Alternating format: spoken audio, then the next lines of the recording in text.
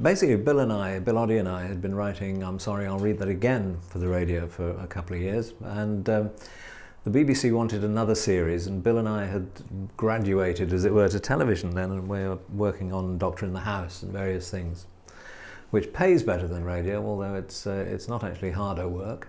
And I thought, well, we're not going to be able to do both, and the radio was going to take a bit of a beating on that. So I thought, I wonder if there's a way of doing it without a script. And I'd appeared on a few sort of panel games, and I thought, well, maybe just make a game and get the same cast that do I'm Sorry, I'll Read That Again on, to just be silly, basically, and give them the basis of an apparently serious panel game and let them lark about, which is what we did, and I've been doing ever since.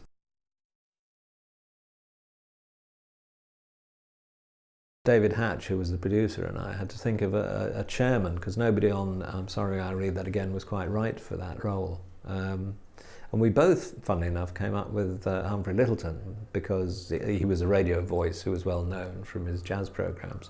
Posh voice, Eton and the Guards, but a jazz man, and therefore a little bit louche, a little bit disreputable. We thought, oh, that'll suit us. I don't know about now, but in the old days they used to do pilot shows. And I did several pilot shows, and you used to go into a studio somewhere, or a seated audience with a seated audience or not, and you'd do the show, and you'd pick up a studio fee, which was nicely into three figures, and then you'd disappear home in the confident expectation that it would go straight down the plug hole, and indeed most of them did go straight down the plug hole. So I went along to the Playhouse Theatre in London. When they rang me up and said, if we've got this show that's coming up, and would you like to do it? So I looked down to the bottom line and saw the fee, and I said, yes, I'll come along and do it. He was horrified when he got lumbered with this one for 30 odd years. I don't think he's ever forgiven us for that.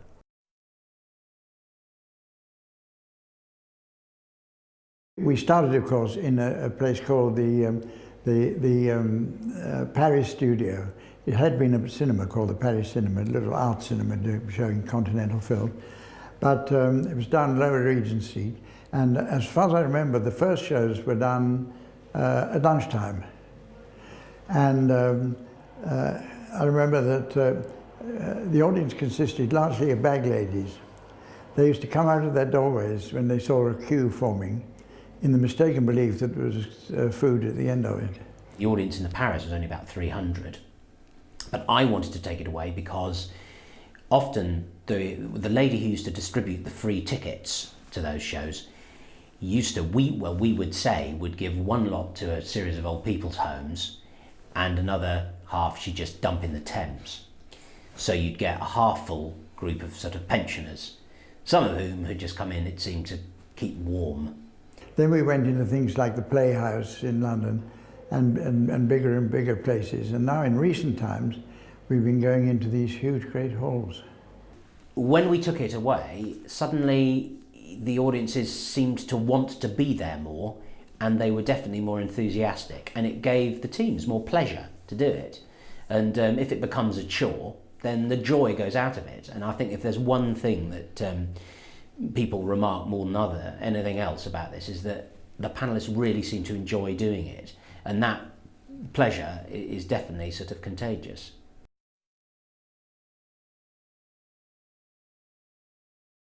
Well, I think it's because nobody really knows what's going to happen next. It's not a formula show. A lot of the games are familiar games and all that sort of thing, but there's always something happening, that people aren't expecting. And as I say, the audiences don't know. And I don't know what's going to happen next most of the time. In fact, after it's been, I don't even know it's been. I don't really want to answer that, because the minute you say something good about something, it goes to pieces. But there are certain things over the last 20 years or so that have made a huge difference. We've had some good producers, but Jon Naismith, who's now taken over, he works so hard on it. I remember getting a Sony award, and I made a speech and I said, I don't think his marriage will last, because he works so hard on the show, and his wife appreciated that. I think it gives most shows a run for its money.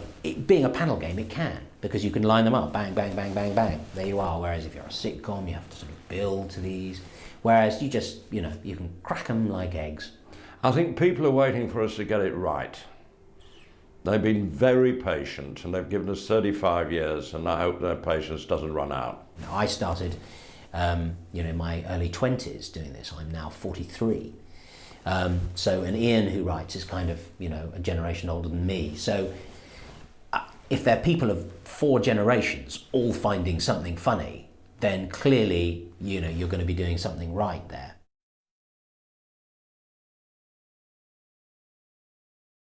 When we've got a recording day, I vomit for 4 to 5 hours normally, through sheer naked terror of having to sit with Tim, who's a groper.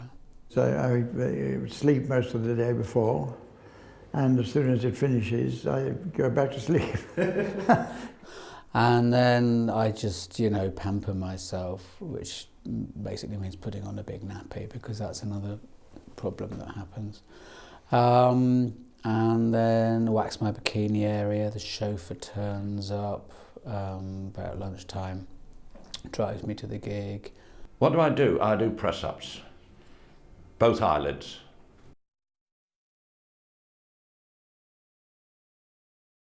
I have to say that I don't understand a lot of the time when people burst out laughing, because I read what's on my card, and it's perfectly straightforward to me.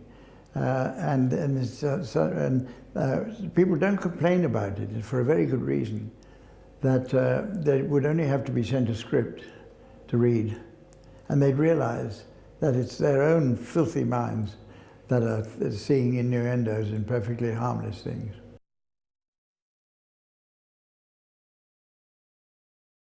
I tend not to practice the singing because there isn't very much point. I can't really tell whether I'm in tune or not, so it's of no consequence.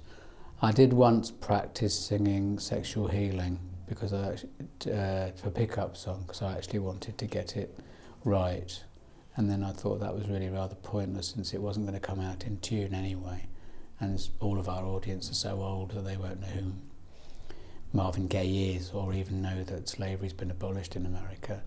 But I did over-practice that one. But in general, there isn't really any point me practicing the singing, because I know I'm purely on the show as an object of ridicule.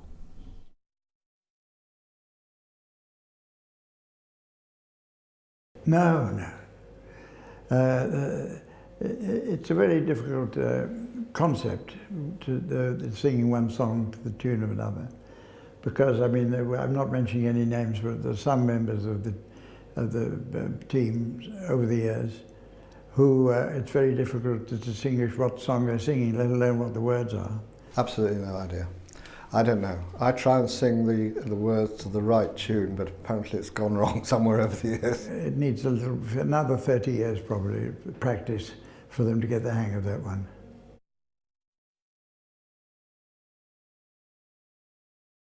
In the early days, I was doing a thing, it was live, and I'd introduced a singing round.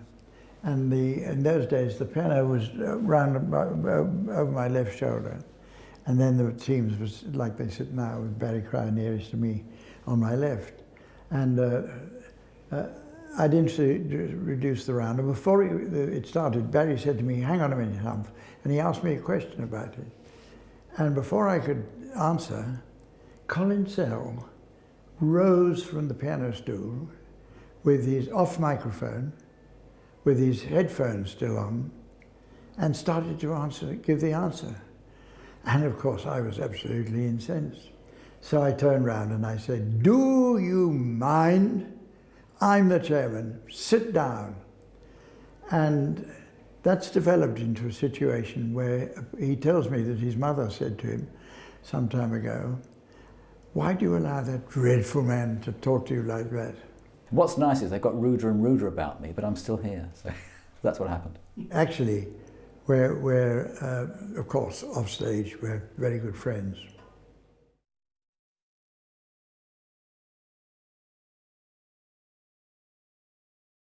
I think it was one of our earlier producers, Paul Mayhew Archer, who brought her into the show.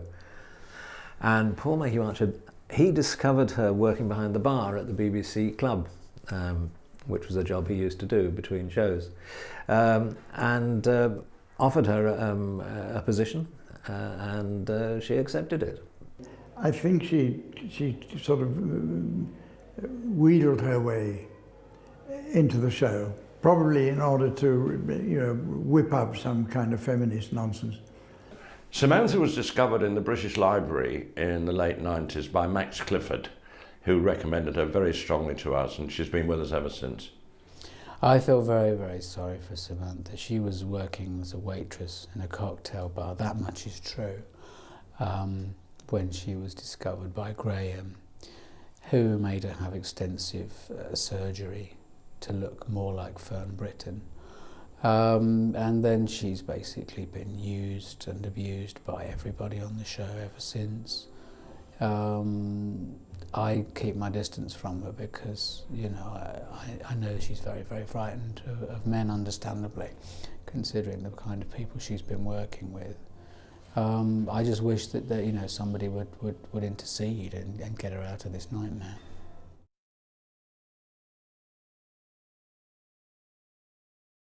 Samantha, of course, is untouchable and is just the best there is. Well, she's absolutely charming, of course, and we all just sit there and adore her. I think she loves me. Yeah, I think she does.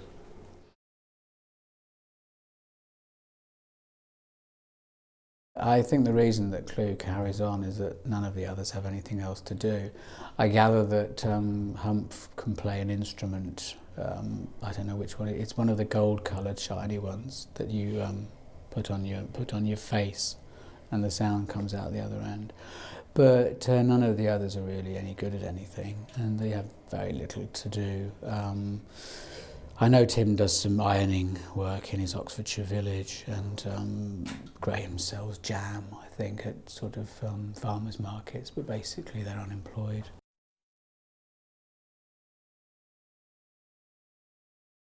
Graeme brings a lot of sweets to the show to make people like him. I gather this is something that he's always done since he was at school. The others bring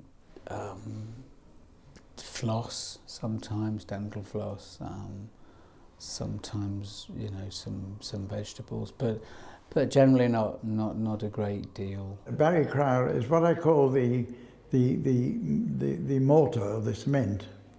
In other words, he will always be there with a joke or something funny to come in when there's an awkward spot or something. Sometimes the jokes date back to the 15th century, but he's a genius at resuscitating them and making them sound as they were, as fresh as if they were, 50 years old. And then Tim has always got the sympathy of the audience, because we used to do things like an ad-lib poem, and he used to hate that. I would give them a line of a poem, and they had to come in and put it, and one after the other do the subsequent lines with rhymes and everything else. And Tim used to be pouring with perspiration and in a state of desperation all the time. I tend to bring a hold-all with tools in it because things tend to go wrong and need to be mended, and that seems to have fallen to me.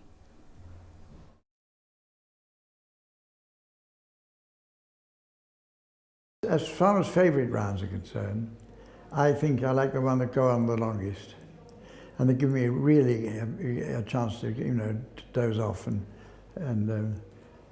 I can usually time it when I come back in again. If not, I ask the audience.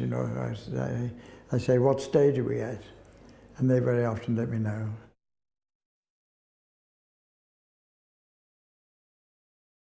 There was a round which involved a small Malaysian boy being beaten with sticks. I wasn't happy with it. I thought it was open to misinterpretation for a number of reasons. Graeme insisted it was ironic. The producer just said, look, if we don't do this, he'll just be making trainers in some sweatshop somewhere. So let's at least get him out, you know, get him out on the road. But the others did laugh so much, actually, that Humphrey had to be taken to hospital, and most of the microphones shattered. The sheer volume of the laughing at the pain and humiliation of this small Malaysian child. Well, it's probably giving the game away a bit, but Humph, when he does go, can be a terrible giggler, and he's at its worst, I think, when he's got Sandy Toksvig on the show.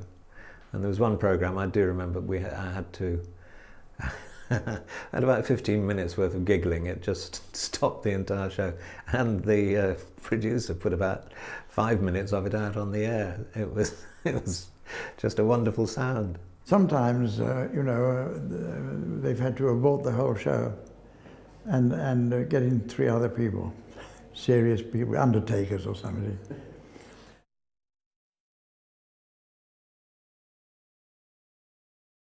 We often talked about doing it on stage, and I think all of us had slightly cold feet about the idea. And then in the early days we talked about, you know, how we could turn it into a stage show, and that would involve doing sketches or having songs or having extra people, a band, a troupe of dancing girls, scenery, props, costumes, funny voices, and all that sort of stuff. And then a few years ago, Tim and I and Bill Oddie did a goodies stage show, which was just the 3 of us standing on stage chatting and sitting and showing clips, but doing some sketches and things too. And we thought, well, actually, when you think about it, on Clue, an audience is happy to come along. They pay a small fee to watch the recordings, which is just all of us sitting behind desks and not doing anything. They all enjoy it a lot, and they're still laughing at the end. And that's about a 2.5 hour evening. So what's the difference? Why not put that on stage and see if people would still be interested to see it just mounted as if it was a radio recording. And we thought, well, we'll give it a try. So we tried a short tour and found that people were very happy to come and see it and enjoy it. And I think they would feel it would be wrong in a way for us to get up and do dancing and other material.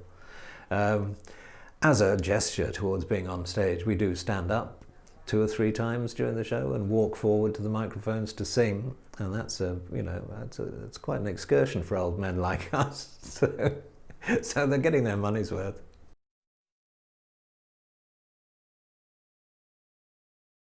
I very much enjoyed going home after the shows, sometimes during, once before.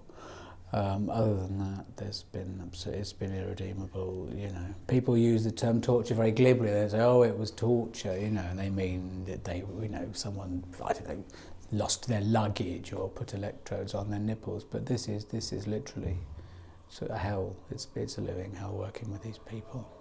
With the radio, you are actually addressing a huge audience, and the people in the studio almost there, you know, by courtesy of, and but here you're addressing the audience straight away, and that gives you a certain freedom.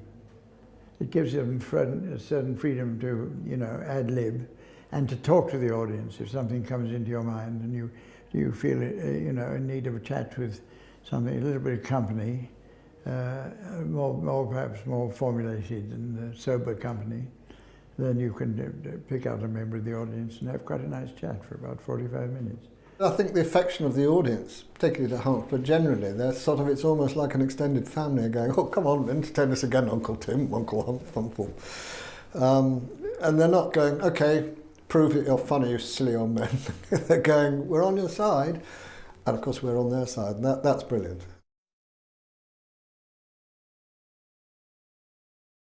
They keep from me the information as to whether Mrs. Trellish is going to be in the hall or not, so that I don't really know if she has ever been, because it's in response to my request, if she did arrive and came in through the door, they'd all be looking out for her, and there'd be somebody there with a sack or a brown paper bag, and they'd clap it over her head and then turn around 18 times and point her in the wrong direction.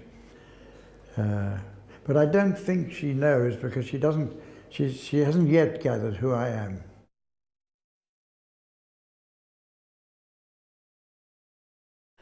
I remember back in the 1970s, early 70s, we were, London was under attack from the IRA, and they were setting bombs off, and there was one bomb that went off very close to the theatre, and we arrived at lunchtime for the recording, and there was broken glass all over the road, and the roads were being closed off, and the head of BBC Radio Light Entertainment, I think, came down to the Paris theatre where we were recording. And we had to decide whether we were going to ask an audience to come into to bomb-torn London for the show, and eventually decided probably not. At which point I noticed there was a big black bag in the foyer of the theatre where we were sitting chatting. And I said, "Whose is that?" And everybody said, "It's not mine." And the BBC doorkeeper, the early form of security man, said, "It's all right," he said, "it belongs to a foreign lady. I'm keeping an eye on it for her." So we ran, and that was it. We ran for about a mile before we found a taxi and stopped it, and the taxi driver said, "Where to?" I think all of us said, "The country." And off we went.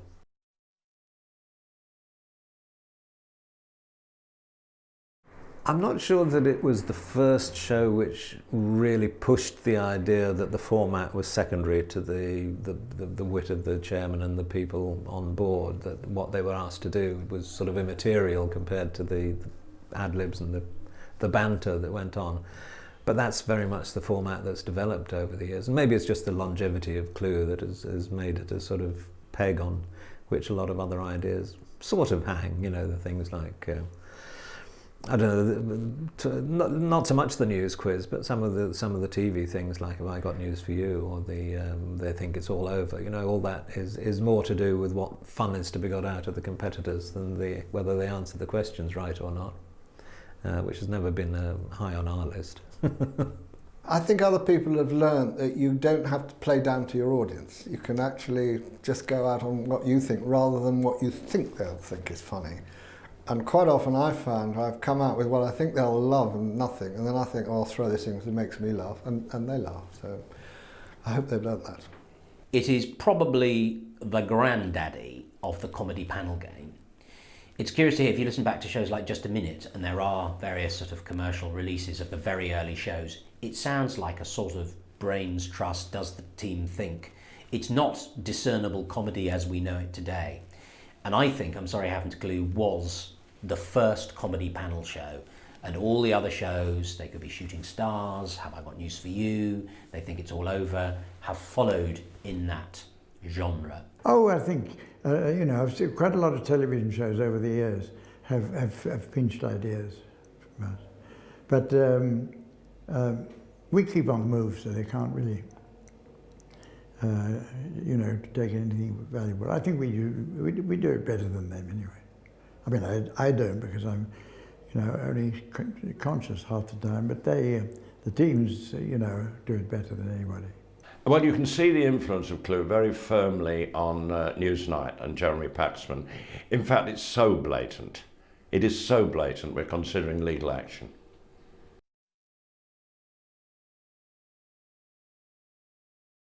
Well, I know that Humphrey's already been cloned, and there's a lot of them in Brazil working in samba bands at the moment. The others, I guess, will be digitally recreated, or they'll get in younger versions of themselves. I don't see this ever going away. I mean, I just wish that it would.